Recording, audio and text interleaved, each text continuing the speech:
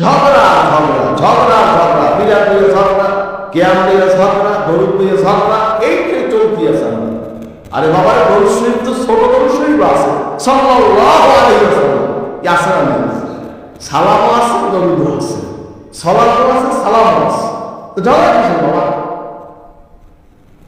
হাজির যার মনে চায় বসে পড়তে চায় সে পড়ুক তার মতো।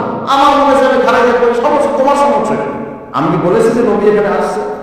নবী এখানে আসে পানি পান করবে, চেয়ারে বসবে, আলোর মতো শুকবে, এই আকিদাকে আমরা পোষণ করি?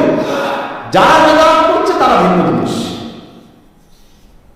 বাংলাদেশ জাতীয় সঙ্গীত হয় না, কথা বলবেন না, তখন কি বসে থাকেন না দাঁড়াই থাকেন?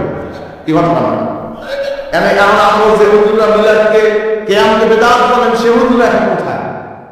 কে কথা বসবেন? ও সময় কথা বলবেন না।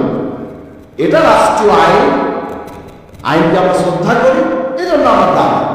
আর নবীকে আমরা মহব্বত করি, ভালোবাসি, আনন্দে মহব্বতে ভালোবাসায় আমরা তারানা করি, কাসিদা করি, গজল করি, আনন্দে দাম। কথাটা বুঝবেন, মাথা দিয়ে ফেলবেন না। বাবা, আপনি বিভিন্ন মাসলে গবেষণা করেন, একটু মিলাদ কেয়াম এই যে বিষয়টা, এটা একটু গবেষণা করেন।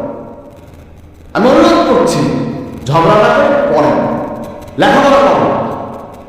যারা এই নিয়ে ইখতিলাফ করে যে সমস্ত ওলামায়ে কেরাম, আমি আপনাদের অনুরোধ করছি একটু লেখাপড়া করেন। ইনশাআল্লাহ আপনি নিজেও একদিন আপনার ভুলটা বুঝতে পারবেন, আশা করি ইনশাআল্লাহ।